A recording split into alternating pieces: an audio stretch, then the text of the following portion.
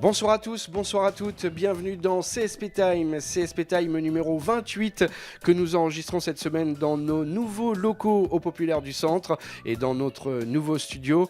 Alors pour l'occasion cette semaine, notre invitée c'est l'illustre basketteuse Lucienne Berthieu-Poirot.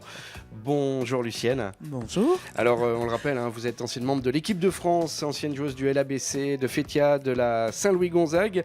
Et puis pour nous accompagner dans cette émission, nos spécialistes basket. À ma droite, Jean-Christophe Bourdin, à ma gauche, Kevin Cao pour animer ce débat. Débat que nous allons consacrer aujourd'hui à Sékou Doumbouya, l'ailier du Limoges CSP. Est-il une vraie plus-value pour le club ou est-ce un élément individuel un petit peu dans ce collectif? Nous allons tenter d'y répondre dans un instant. Alors première chose, pour démarrer ce carton, je crois qu'il faut d'abord, Kevin, resituer un petit peu les performances de Sékou Doumbouya. C'est un joueur qui a été longtemps absent, qui revient de blessure, et le retour a vraiment été remarqué immédiatement. En fait, c'est surtout son absence qui a été remarquée.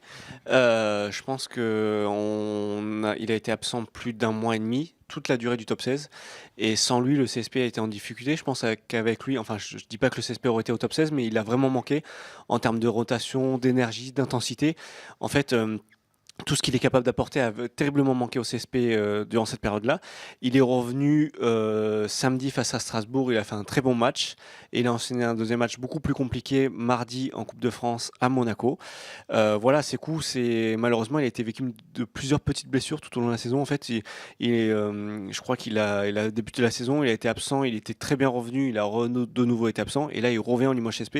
Voilà le contexte de Sékou Doumbouya qui... on va en parler, qui est capable du très bon comme du pire, tout en rappelant que c'est un joueur qui a que 18 ans. Ouais, il faut rappeler l'extrême jeunesse de ce joueur, 18 ans, Kevin le rappelle. Qu'est-ce que vous en pensez, vous, Jean-Christophe? C'est une vraie plus-value pour le CSP Alors voilà, comme Kevin le dit, il ne faut surtout pas oublier qu'il n'a que 18 ans. Il sort de Poitiers en Pro B, donc là il arrive en Pro A, donc il est arrivé à Limoges on se posait légitimement les questions de savoir s'il allait avoir le niveau pour jouer en Pro A. Il l'a prouvé. Donc son potentiel est énorme de toute façon, puisque là, on voit encore un joueur parfois un peu brut de décoffrage. Mais on se rend tout de suite compte, malgré tout, qu'il sait tout faire. Il est capable de driver, il est capable d'aller au rebond, il peut shooter à 3 points. Alors son shoot, il est encore sans doute très perfectible à tous les niveaux, techniquement, au niveau de l'adresse également. Mais voilà, c'est effectivement le potentiel semble aujourd'hui assez incroyable. Et maintenant, voilà, on a aussi affaire à un joueur de 18 ans, donc capable du pire comme du meilleur. Mais même si je suis quand même assez bluffé quand même parce que ce qu'il montre avec Limoges quand même, il a montré très vite qu'il avait quand même le niveau Pro A, et ça c'est quand même pas rien. Alors c'est un joueur qui vise la draft, clairement. Est-ce que justement pour ça, c'est pas un joueur qu'on peut penser protéger? Protéger pour la draft? Ouais. Je ne sais pas trop. Disons que les Américains ils nous snobent un petit peu les Européens qui arrivent à la draft là. On a vu ce qu'ils ont fait avec l'un de nos meilleurs joueurs européens à cette draft-là.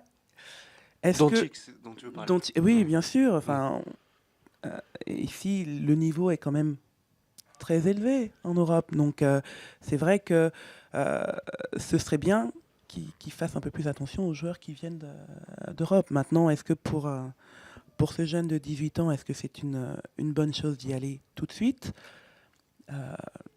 C'est à lui. Je trouve que c'est quand même encore très jeune. Donc, est-ce que ça guérir encore un an au niveau européen, voire en Euroleague? Pourquoi pas?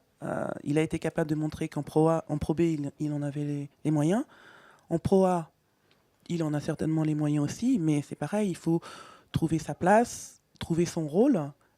Qu'est-ce qu'il peut apporter à l'équipe dans laquelle il va et l'aider à continuer de progresser parce qu'il n'a que 18 ans. Alors la question de son temps de jeu est très importante pour ça. Son temps de jeu, exactement. Par rapport à ta question, Franck, je pense qu'il a besoin d'être exposé évidemment, il a besoin d'être protégé. Je pense que c'est pour ça notamment qu'il a été tout de suite opéré on ne sait pas trop ce qu'il a eu finalement au poignet, mais il a été tout de suite opéré, le pouce, tout de suite opéré de son pouce, et il a besoin d'être exposé, sachant que le CSP, s'il est drafté au premier tour et dans très bonne position, touchera de l'argent sur son transfert, une somme d'argent non négligeable pour le CSP, et il a besoin d'être exposé. D'où cette question qui me vient à l'esprit, c'est face à Monaco mardi, il a joué quand même 18 minutes en étant dans le dur, on le rappelle, on l'a dit en début d'émission, il fait -4 d'éval en 6 minutes. Il fait une entrée catastrophique, on peut le dire. Hein. Il a été très bon, mais là, il a été catastrophique. Et malgré ça, il a joué autant qu'un Axel Bouteille qui était très très bon depuis l'arrivée de François Perronnet, et beaucoup plus qu'un William Howard qui a joué 9 minutes. Ces 12 joueurs jouent sur le même poste que Sékou. Et là, sur ce match-là, il a joué beaucoup. Donc on peut se demander sur la fin de saison si le CSP, pour le vendre mieux, pour l'exposer au mieux, va pas avoir pour contrainte ou va pas s'obliger à le faire jouer beaucoup sans conséquence par rapport à ce qu'il produit sur le terrain. C'est-à-dire qu'on va pas s'imposer à ce qu'il joue 15-20 minutes, qu'il soit très bon ou très nul ou très faible. On peut se poser cette question-là pour la fin de saison. Il y a un vrai dilemme là, je pense, avec un joueur qui a un vrai projet individuel au milieu d'une équipe et au milieu d'un sport collectif. Et ça, effectivement, alors on se pose la question. Alors il y a peut-être pas à se poser la question, hein, mais forcément on s'interroge. Il y a quelqu'un qui est rentré au staff pour s'occuper des joueurs individuellement. On sait qu'il s'occupe beaucoup de Sékou. Donc il y a un vrai projet individuel au milieu d'un club, au milieu d'une équipe. Et effectivement, sur ce qu'il nous montre sur certains matchs, c'est tout bénef pour Limoges, hein, avoir un joueur comme ça. Forcément, on l'a vu, ça peut être une vraie plus-value, mais bon, voilà, on est obligé de s'interroger. Effectivement, comme dit Kevin, est-ce qu'à un moment ou un autre, alors ça m'étonnerait quand même que François Perronnet se laisse dicter le nombre de minutes qu'il doit donner à des joueurs en fonction, parce que dicté par un agent, par un agent, par des agents, oui, mais bon, il y a aussi une dimension financière qu'on peut pas écarter. Exactement. Cette dimension financière, pour un club comme Limoges, elle est très importante. Pour un club comme un club français de JP Elite.